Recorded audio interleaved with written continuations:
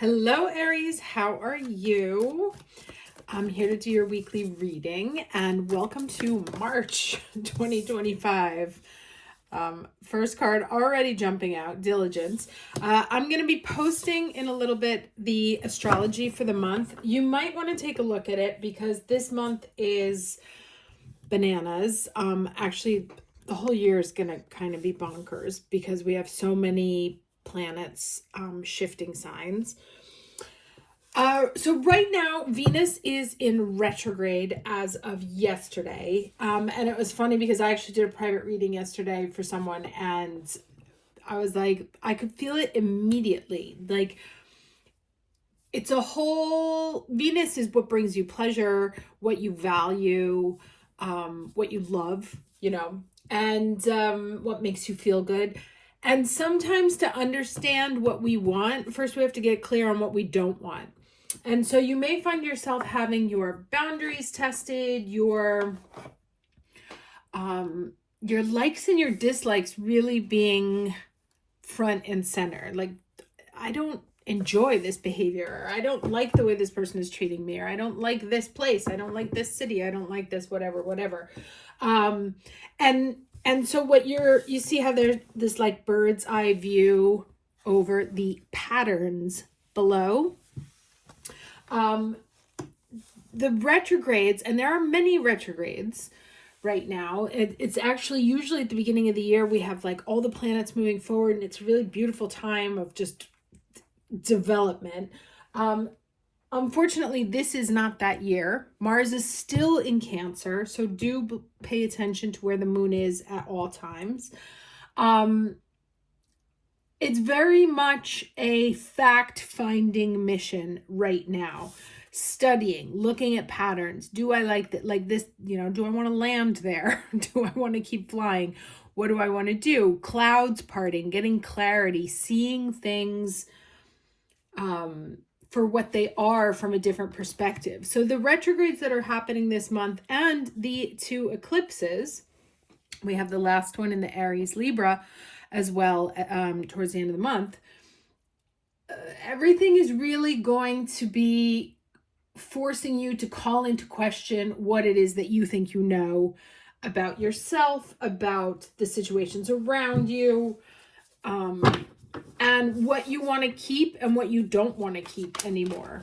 What you want to include in your life and what you want to leave behind. Now, that is kind of like an everyday occurrence, but the energy is really focused on it right now. It's kind of meant to poke you into action because we've had a lot of inactivity with the Mars going retrograde for so long, and in Cancer, which is, despite being a cardinal sign, it's still not necessarily a self-starter, and how it goes about things is not direct. And so this is very much a time where the universe is going to kind of irritate you into action. Now, the challenge energy that we have here is the Five of Wands, totality, right? And this is interesting because it's talking about patterns, and this is about putting pieces together, right? If one of those two lets go, the whole thing falls apart. And so there's an aspect of working together, but also the question of what works and what doesn't work. Who's putting in the effort, right? Is this person training as much as you are? Are they taking it seriously as much as you are? Is this an interaction activity that's healthy and sane for you, that makes you feel good, right? Like if both of the people are taking this seriously and doing the work and whatever, it might work. If one is not, if one is disinterested, if one doesn't enjoy it, then it doesn't work. And so that's kind of, like I was saying, it's figuring out what works for you and what doesn't work for you by potentially showing you sometimes what doesn't work, right? And why it doesn't work. It might take having to fall, a missed connection that causes a collapse in order to see that this was not a partnership that was going to work, or that this was not an arrangement that was going to work. And it's interesting because they're both about soaring, right? Flying and flying. And this one is flying alone, right? This one needs the other person to fly, but they need the other person to be as equally invested, as equally serious, as equally engaged. So we also have are you better off flying it alone? But this is also taking the time on your own to understand which are the partnerships and which are the projects, which are the give and take situations that you are in that are genuinely worth your effort, that are safe for you in some sense. I was talking yesterday to someone where, you can be in a job where like you just feel genuinely unsafe because you don't feel like your boss knows what they're doing. They don't necessarily have your back. And so you can't produce good work because you don't feel like you're in a safe environment. And so maybe that's like, okay, well, what else is there? What else could I do here? Let's get the overall lesson.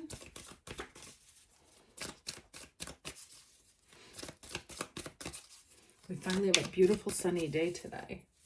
It's been like, in Milan, we get this like gray ceiling of clouds that can stay for weeks on end. It's not even gray. It's just like the oddest of colors. Okay. Oh, interesting.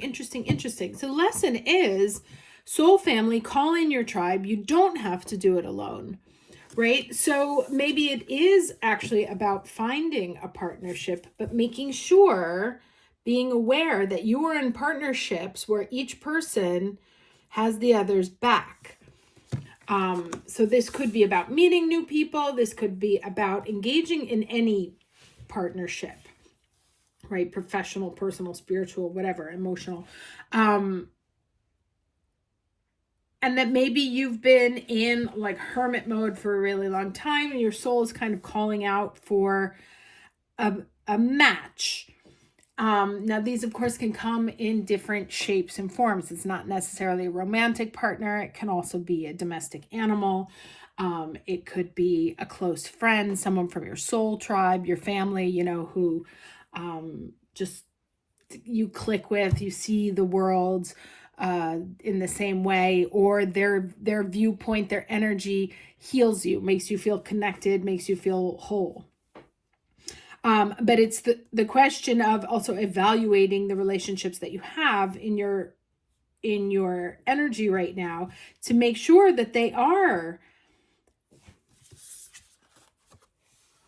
safe and shared and equal.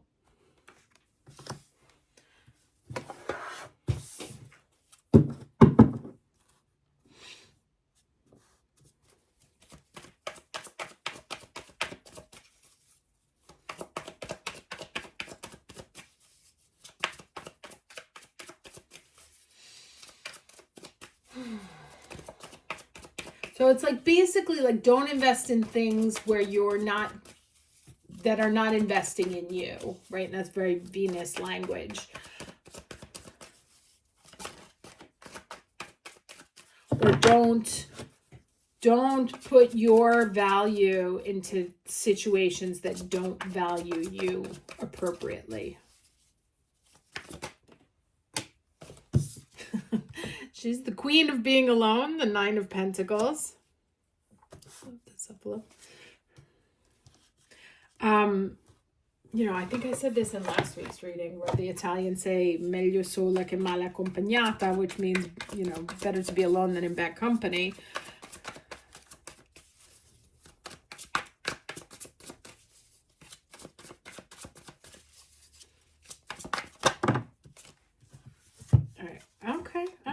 So we have the Lovers here and a Seven of Pentacles. So it's interesting because I feel like a lot of you may be actually ready for those of you who have not been in relationship for a long time. You may be ready for a partnership, and you may be looking for a partnership. I would say that the watch out here is, of course, first, that you have to heal from whatever happened in the past. And so if that hasn't happened yet, that's where your attention needs to be focused, in making sure that you are whole body, mind, soul, energy, etc., out of the mindset that you were in, or the mental state that you were in, the energetic space that you were in, and not in this place, but in this place, right? These are two very different ways of being single. And coming from a place of strong empowerment and discernment and wanting it, but being willing to wait for it, right? So the obvious thing is, don't rush into anything right now. The retrogrades are famous for, especially Venus retrograde, for loves to come back, knock on the door. But that is, despite that there may be a hunger for it, or a thirst for it, or a need for it, a desire for it, do not lose discernment, right? Sometimes you can be like, oh, well, the universe sent them back, so this must be my soulmate.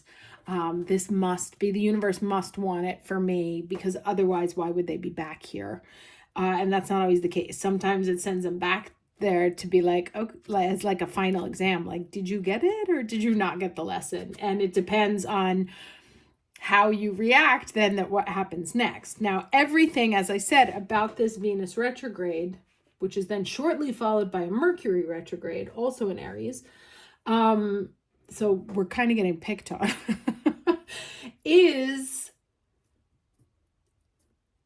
are you picking the right partners? And so that's, and are you putting what's right for you first? Because we can sacrifice ourselves for others. There was an astrologer on here many years ago, who I haven't seen again, a bit of an odd character. He read out of his truck. And he and I exchanged emails once, and he was explaining that the Aries is the one, right? Every other zodiac sign has multiplicity in it. Taurus is 2, Gemini is 3, Pisces is all. So they can all understand and be multiple things at the same time. We cannot. And it's not necessarily a selfishness. It's just an individual wholeness. So we can either be focused on ourselves, or we are focused on the other person. And one of the things that came up in the reading I was doing yesterday, I was saying that when I got out of my marriage, I had basically been at the service of other people from the time I was very young to the time I was 35, that I had always been, what does she need? What does my boss need? What does my sister need? What does my mother need? What does my husband need? What does my daughter need? And as long as they were fine, I was fine.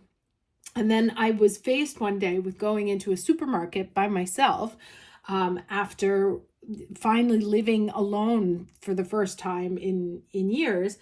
And I had no idea what I wanted to buy for myself, because I had spent my entire life focusing on other people. And so there was a moment of exploration in, okay, what do I like? Do I like this cereal, or was I just always buying it because he liked it? Might I like this more?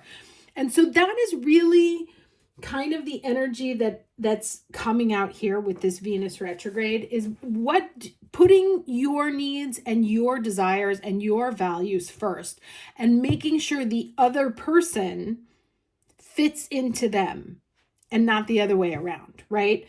Does this 7 come into this 9? Is kind of the energy, right? Like, do they fit into what I'm looking for? Not am I going to have to give up some of my pentacles in order, am I going to have to lose myself? And I can't show this one because of the nudity clause there. But am I going to have to lose myself, because they're naked in this, in order to be in this partnership, whatever kind of partnership it is? And then being very specific and very intentional about observing the facts, the behaviors, the reality of the situation, right? Not just from a desire standpoint, but from an objective, concrete, scientific analysis. Is this right for me? Let's get some advice. Where are we? All right, 15 minutes. What do I want to read? I think I'm going to go with this one.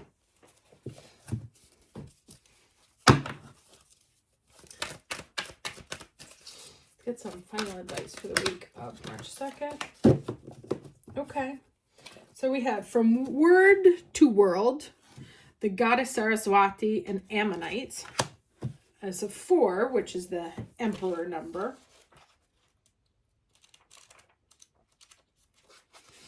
Okay, and it says, we bring you the empowerment of word to world.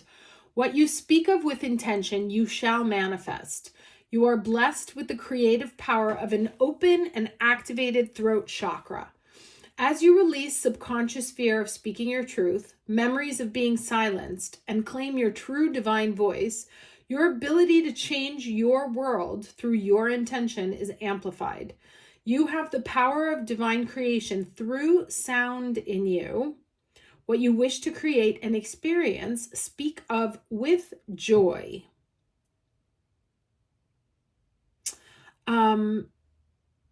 All right, this is interesting. I'm going to read it. I don't usually read these because they're very long, but this one grabbed my attention, so I'm going to keep going. There are times on the spiritual path when we feel we are in circumstances not of our own conscious choosing. In fact, we may think there's no way I would have chosen this situation. Perhaps the mind would not. Yet, through the frequency of our being, we are attracted to various people, places, and things. If, here's the important part, we have healthy self-esteem, we will tend to be attracted to that which uplifts, assists, and inspires, right? If this is a healthy pairing, this is going to go great. If it is not, it's going to be disastrous. If we are healing issues to do with self-worth, and that is a Venus word right there, or can spiritually benefit from an experience of lower vibrational energy to help us on our life journey, we will be unconsciously attracted to that which feels lowering, right? The 9 and the 7.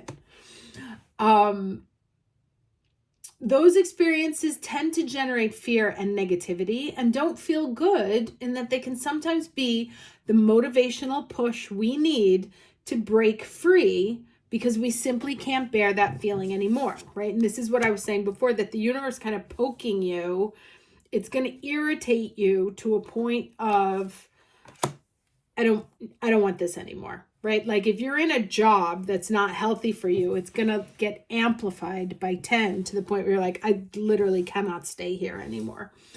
Same with a relationship.